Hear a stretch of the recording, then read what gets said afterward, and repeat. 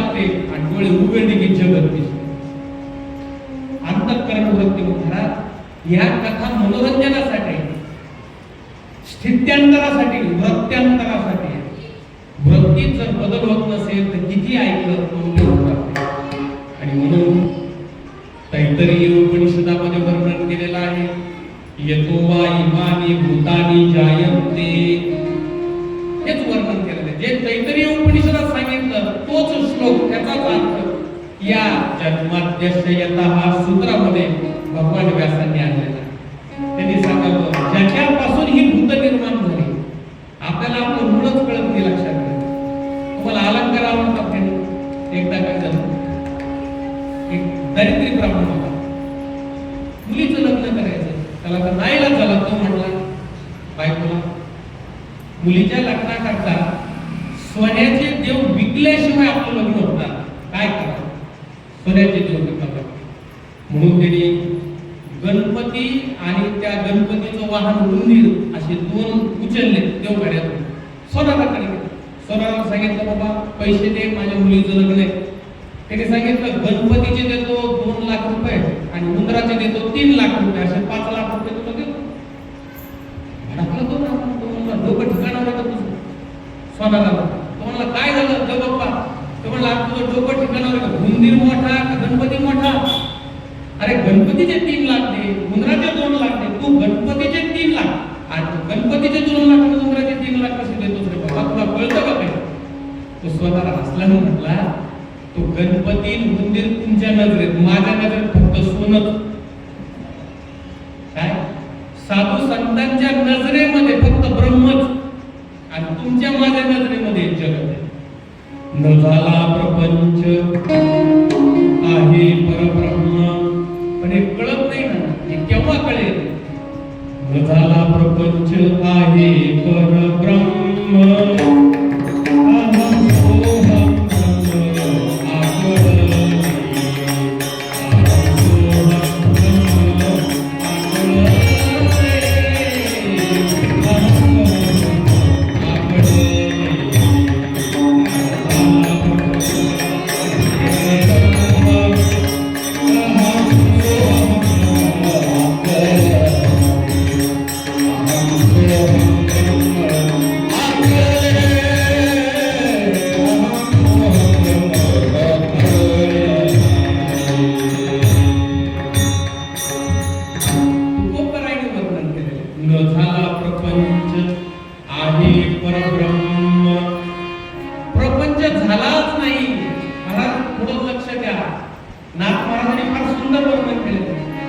प्रपंच एक झाला होता ही तो सगळ मिथ्या वाटा, पुढे होईल मागुता कदा कल्पती घडेना. प्रपंच झाला झालाच नाही, झालाच नाही. प्रपंच झाला का? मग तुम्ही कसा म्हणता झाला? भागवत शास्त्र एवढा हलकं फुलकं शास्त्र समजलं. भागवत शास्त्र तुम्हाला ब्रह्मपदावर बसवणारं शास्त्र आहे. ब्रह्मपदाची प्राप्ती, सर्वोच्च प्राप्ती, त्याच्या पुढे काहीच नाही. सर्व प्राप्त करायचं जिथे संपत ते ब्रह्म, आणि ते ब्रह्म भागवत शास्त्राने तुम्हाला आम्हाला दिलं वेगवेगळ्या. पहिला श्लोक आहे जन्माद्यस्य यतः. जन्माद्यस्य काय कोणी निर्माण केले हे सगळं? ज्याच्यापासून याची उत्पत्ती झाली, ज्याच्यामुळे याचं पालन व्हायला लागलेलं आहे आणि ज्याच्यामध्ये जगाचा लय होत असतो. उत्पत्ती, स्थिती, लय. गमतीने मी सांगत असतो इंग्लिश मध्ये देवाला काय म्हणतात? गॉड. G-O आणि D.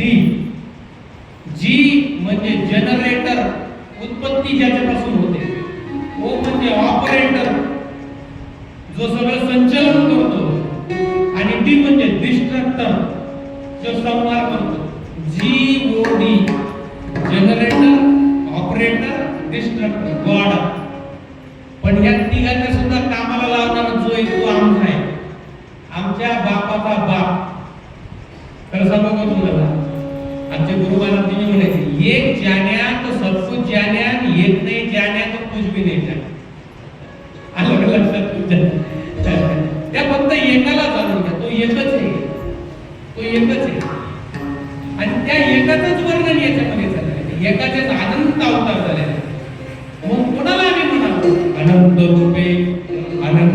देशी देखिले व्यात्याशी.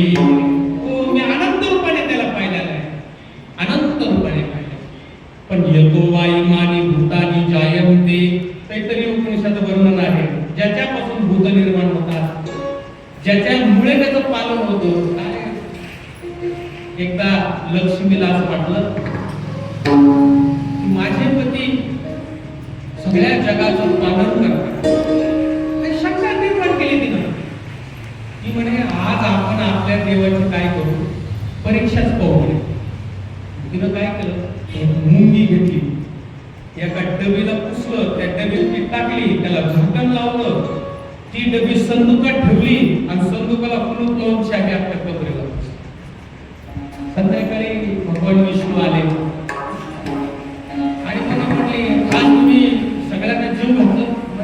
मला कामच येते नाही बघ, आज एक जीव उपाशी. असं होणं शक्य नाही, मी सगळी व्यवस्था केली, एकही जीव आज उपाशी नाही. किंवा मी दाखवतो तुम्हाला, तुम्ही दाखव. कपड्याची चावी काढली, संदूक उघडलं, त्याची डबी काढली आणि त्या डबीला उघडून म्हणे हे बघा मला नको दाखव, तूच पाय. तिनं पाहिलं तर त्याच्यामध्ये एक तांदळाचा दाणा. तर शंका, देवा मी स्वतः ही डबी पुसून त्याच्यात मुंगी ठेवली, झाकण लावलं आणि याच्यात हे तांदळाचा दाणा तुम्ही कुठून टाकलं मला सांग. हे म्हणे मी सगळ्या जीवांची व्यवस्था लावत असतो. ते म्हणे मला साधा रहस्य काय यायचं. ते म्हणे काही रहस्य देवी, तू जेव्हा मुंगीला टाकलं आणि त्याचं झाकण लावणार तेवढ्या तुझ्याच कपाळावर लावलेले जे अक्षत आहे त्यातलं एक दाणं मी त्याच्यात टाकण्याची व्यवस्था करून त्याच्या दिवसभराची भोजनाची सगळ्यांचं पालन करणारा आणि म्हणून तो कसा आहे त्याचं वर्णन केलेलं आहे. सत्यम परम धीमहि, सत्य स्वरूप तो आहे, मंगलाचरण आहे. याचा आपण या ठिकाणी चिंतन करत आहोत. पण वेळेकडे बघून आपल्याला पुढे जाणं गरजेचं आहे. ज्ञानेश्वर महाराजांनी ज्ञानेश्वरीची सुरुवात करताना कोणत्या देवाला नमस्कार केला? कोणालाच नाही. त्यांनी ज्याला नमस्कार केला त्याचं वर्णन केलेलं आहे. ओम नमोजी आद्या वेद प्रतिपाद्या जय जय स्वसंवेद्या आत्मरूपा. ओम नमोजी आद्या. आद्या तो आद्या आहे, सगळ्यांच्या अगोदर तो आहे, त्याच्यापासून सगळे आहे. आणि त्या आद्याचं वर्णन करत कोणी केलं? वेद प्रतिपाद्या, वेदाने त्याचं वर्णन केलं.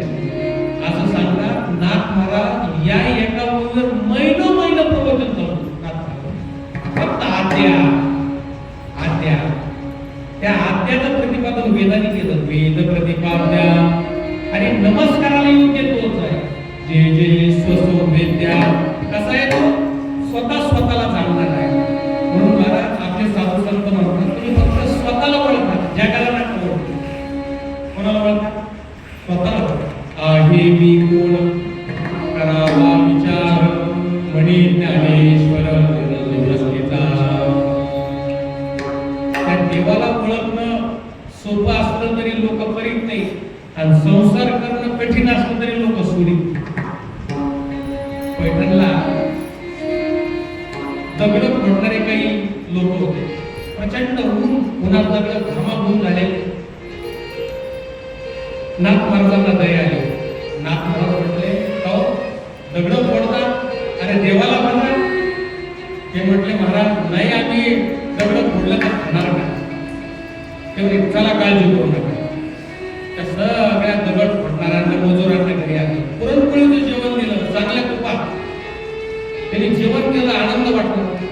आता करायचं काय? त्यांनी विचारलं नाथ महाराज आम्ही काय करावं? काही करू नका, माझ्या पोथीला बसा. मी प्रवचन करतो, बसले प्रवचन. एक दिवस, 2 दिवस, तिसऱ्या दिवशी म्हणे किल्ल्याचा आवड आहे, आपले दगड पडले बरं. आणि तिसऱ्या दिवशी नाथ महाराजांना सांगतात पळून गेले. काय सोपं आहे? दगड पडणं सोपं आहे, पण हे समजून घेणं कठीण आहे. प्रयत्न करा, परमात्म्याला जाणून घेण्याचा प्रयत्न करा. मंदिरात येऊन नमस्कार करणं सोपं आहे, पण ज्याला आम्ही नमस्कार करतो त्याचं स्वरूप जाणून घेणं कठीण आहे. आणि म्हणून त्या विश्वाच्या उत्पत्ती स्थिती लय करणाऱ्या त्या परमेश्वराला आपण नमस्कार केला पाहिजे. या पहिल्या श्लोकामध्ये भागवताच्या त्याचं वर्णन केलं जातं. घट निर्माण होतो. कशापासून घट झाला? मातीपासून. कोणी निर्माण केला? कुंभाराने निर्माण केला. कसा निर्माण केला? त्या चाकावर फुला म्हणजे मृत्तिका, गुलाब आणि चक्र, दंड हे कारण आहेत का? मी थोडंसं वेदांत सांगतो. कुंभार निमित्त कारण आहे आणि माती उपादान कारण आहे. कुंभाराशिवाय घट झाला नाही आणि मातीशिवाय तर नाहीच नाही. मग ह्या जगाला निमित्त कारण सुद्धा परमात्मा आहे आणि जगाचं निमित्त कारण हे परमात्मा, उपादान कारण हे परमात्मा. म्हणून त्याला जगाचं अभिन्न निमित्त उपादान कारण परमात्मा आहे. आणि त्याच परमात्म्याचं वर्णन केलेलं आहे. कसा आहे तो? हरी व्यापक सर्वत्र समान. हरी हा व्यापक आहे, सर्वत्र आहे, समान आहे. आणि म्हणून त्या हरीचं आपण या भागवतामध्ये वर्णन केलं पाहिजे. विष्णू पुराणामध्ये त्याचं वर्णन केलेलं आहे. गंधर्वा सरसः सिद्धा किन्नरो गजाननः नातं गुणानां गच्छन्ति तेनानन्दोऽयं. विष्णू पुराणात वर्णन केले. गंधर्व, अप्सरा, सिद्ध, साधू संत, किन्नर, चारण इत्यादी या सगळ्यांना त्या परमात्म्याचा शोध घ्यायला पण त्याचा अंत लागला नाही. इतका तो परमात्मा अनंत आहे. कसा आहे? अनंत. अनंताचा अंत लागत नाही. ब्रह्मदेवाला लागला नाही, बाकीच्यांचं काय सांगावं. आणि म्हणून त्या अनंतवंती माझी या स्वामी ते अनंत गुण त्याचे म्हणून या नामदेव महाराजांनी बोलले. एक हरी आत्मा जीव शिव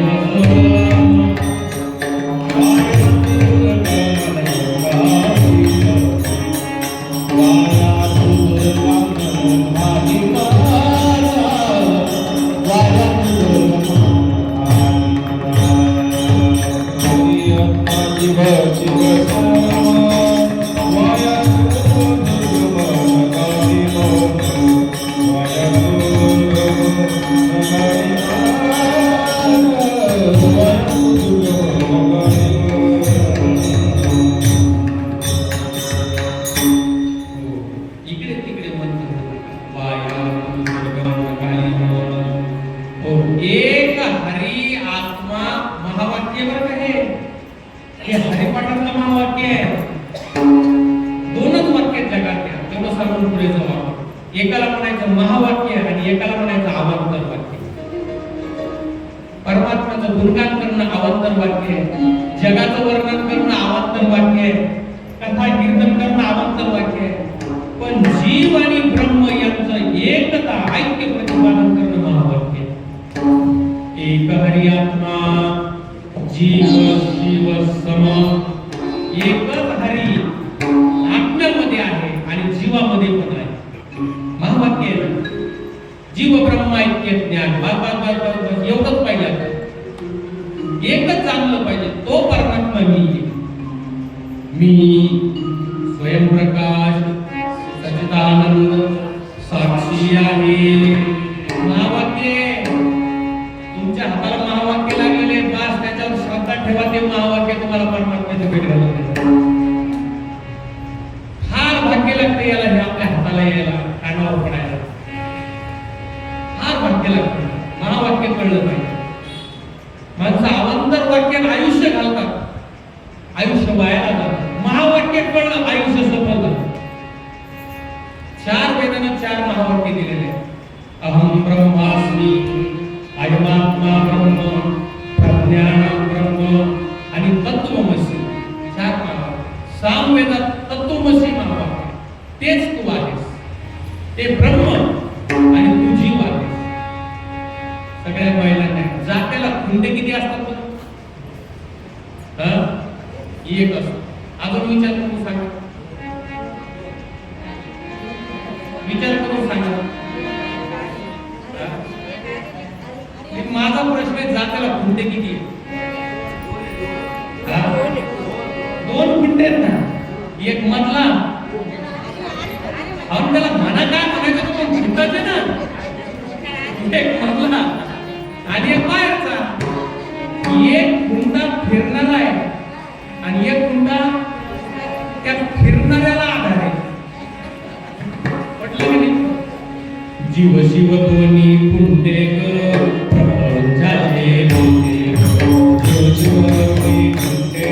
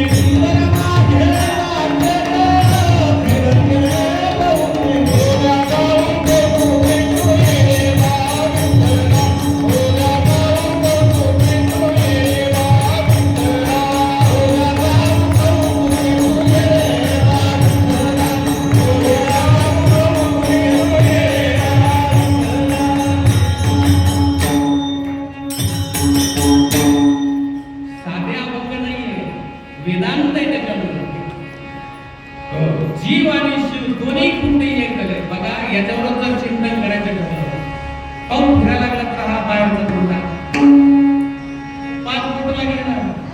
पृथ्वी, आप, तेज, वायू, आकाश, पंचमहाभूतांचे 5 बोट येऊन चिटकले की 84 लक्ष फिरायला लागलं. पुनरपि जननम पुनरपि मरणम पुनरपि जननी जठरे शयनम ये संसारे भवदुस्तारे कृपयातारे मायुरारे. फिरायला लागलेला किती वेळा जन्म यावे नित्य व्हावे भजी. 5 फिरू नको, 5 बोट करूनच घेतल्या. 5 बोट निघल्याबरोबर तो काय झाला, उभा राहिला. आता आतल्या कुंडन बाहेरच्या कुंडन काय फरक झाला? महावाक्य दोन्ही कानाने ऐकला की जीव दशात जातात आणि जीव दशा घालवणं हे महत्वाचं आहे. परमार्थ तुम्हाला किती कीर्तन चांगले येतं, किती प्रवचन चांगले येतं, किती पाठांतर आहे, याला महत्वच नाही. जीव दशा गेली कसा का, आणि जीव दशा जर गेली नसेल परमार्थ सफल झाला. आणि म्हणून या ठिकाणी त्या सच्चिदानंद परमात्म्याला सत्यम परम धीमहि सच्चिदानंद भगवान की जय. पहिल्या श्लोकाचं वर्णन झाल्यानंतर आता कथेला प्रारंभ सुरू होतो. नैमिषारण्य, या नैमिषारण्यामध्ये शौनकादी ऋषी भगवत प्राप्तीच्या इच्छेने एकत्रित आलेले आहेत.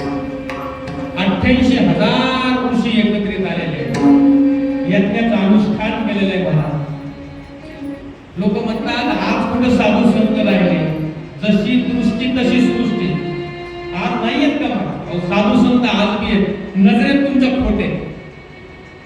आजही साधू संत आहे, ओळखात. 88,000 ऋषी एकत्रित आले. आपले सगळे काम आटोपून सुतांचे पूजन केलेलं आहे, सुतमुनींचं पूजन केलेलं आहे, त्यांना उच्च आसनावर बसवलेलं आहे आणि आदराने शौनकांनी प्रश्न केलेला आहे. ऋषी म्हणाले, सूत महाराज आपण निष्पाप आहात, आपण इतिहास, पुराणे, शास्त्र, उपनिषदांचा आपला अभ्यास आहे, धर्मशास्त्राचा आपण अध्ययन केलेला आहे. आणि म्हणून आम्हाला कृपा करून आमच्या प्रश्नांची उत्तर द्या. भगवद्गीतेत वर्णन केलेलं आहे. एका ठिकाणी साधू संतांना नतमस्तक झालं, परी प्रश्नेन शमया उपदेशन्ति ते ज्ञानम् ज्ञानिनस्तत्त्वदर्शिनः अनन्या निश्चयन्तो अनन्यपणे शरण गेलं पाहिजे आणि परिप्रश्ने नशेबया प्रश्न विचारले पाहिजे. तर सांगू का, तुम्ही प्रश्नच विचारित नाहीत बघा आणि विचारले तर संसारात पोराचं लग्न कधी होईल, त्याला नोकरी कधी लागेल ते कोणाला ब्रह्मदेवाला माहित नाही. त्याच्या नशिबात जे असेल ते होणार. विचारायचंच असतं तुम्हाला कल्याण कसं होईल, तेव्हा महाराज मला देव कधी प्राप्त होईल असे प्रश्न विचारले. शौनकादी ऋषींनी प्रश्न विचारला. पहिला प्रश्न विचारला, या कलियुगात जन्मलेल्या लोकांचं परम कल्याण कसं होईल. महाराज जगाच्या कल्याणासाठी प्रश्न आहे. कलियुगात घोर पाप होत आहे, लोकांची बुद्धी अल्प झालेली आहे आणि म्हणून आमचं कल्याण. दुसरा प्रश्न विचारला, असं काहीतरी सोपं साधन सांगा की ज्या साधनाने निश्चित परमात्मा आम्हाला मिळेल आणि जन्म मृत्यूच्या घोर परंपरेतून आम्ही कसे सुटू. असे प्रश्न. तुम्हाला जर प्रश्न नाही कळले ना तर तुम्ही या भागवतातल्या प्रश्नांची कॉपी करा. नाही तर चौधरी सर आम्ही कॉपी करू देत नाही कोणाला, पण इकडे कॉपी करा. प्रश्न विचारले. शौनकादी ब्रह्मवादी ऋषींनी प्रश्न ऐकून अतिशय आनंद झाला. सूत महर्षींना आनंद झाला, ते प्रसन्न झाले आणि त्यांनी सांगायला सुरुवात केली, हे ऋषीवर्यांनो ऐका, विश्वाच्या कल्याणासाठी तुम्ही प्रश्न विचारलेला आहे आणि या संबंधाने मी तुम्हाला काही बाबी ज्या महत्वाच्या तत्वज्ञानाच्या खुणा तुम्हाला सांगणार आहे. भगवान व्यासांची नारदांची भेट झाली होती आणि भक्ती संबंधाने जो प्रश्न काल आपण त्या संबंधी चर्चा केली. पहिल्यांदा त्यांनी सांगितले की तुम्हाला याचं उत्तर पाहिजे ना तर भाव शुद्ध करा. शुद्ध ज्याचा भाव झाला दुरी राहिला नाही देव त्याला. शुद्ध भाव झाला. भाव या शब्दाचा अर्थ काय होतो? प्रेम. भाव म्हणजे काय? अष्ट सात्विक भाव सांगितले भागवतात. 8 भाव अंतःकरण द्रवीभूत झालं पाहिजे, त्याला प्रेम म्हटलं. एकदा मीराबाई आपल्या आनंदाने गात होत्या. समाधी लागली त्यांना गात. तानसेन मोठे गायक होते ते तिथे आणि त्यांनी पाहिलं की ज्या रागामध्ये ह्या गायला लागला तो राग चुकला. तानसेन गायक होते मोठे. त्यांनी इकडे तिकडे पाहिला, एक कोळसा घेतला, भिंतीवर लिहिलं रागात गात जावे. तो ठेवून दिला, तो निघून गेला. त्या समाधी उतरल्यानंतर कोणीतरी सांगितलं मीराबाई तानसेन आले, तुमच्या भेटीला तानसेन आले होते आणि त्यांनी बघितलं तुमचा राग चुकला. त्यांनी तिथं लिहिलं भिंतीवर रागात गात जावे. मीराबाईने तोच कोळसा घेतला आणि त्या रागाच्या अगोदर अनु हा शब्द लिहिला. काय झालं? अनुरागात गात जावे. अनुराग म्हणजे प्रीती, प्रेम. राग चुकला तर हरकत नाही, प्रेम चुकता कामा नाही. अनुरागात गात जावे. हो, प्रेमाविन श्रुती स्मृती ज्ञान, प्रेमाविन ध्यान पूजन, प्रेमी विन श्रवण कीर्तन,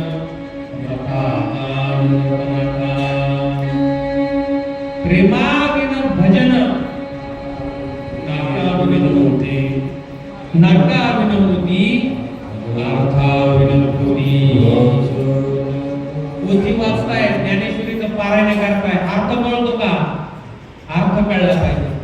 पारायण करू नका असं नाही, अवश्य करा. त्या ज्ञानेश्वरीचीच कृपा होईल आणि अर्थ उघडेल. हो, पण प्रेमाशिवाय भजन नाही आणि अर्थाशिवाय पोथी नाही. म्हणून भाव असला पाहिजे. भाव कळे आकळे एरवी नाकळे करतळे आवळे करतळा आवळा तैसा हरी. म्हणजे तळ हातावर आवळा घ्यावा तसा आपल्याला हरी दिसतो.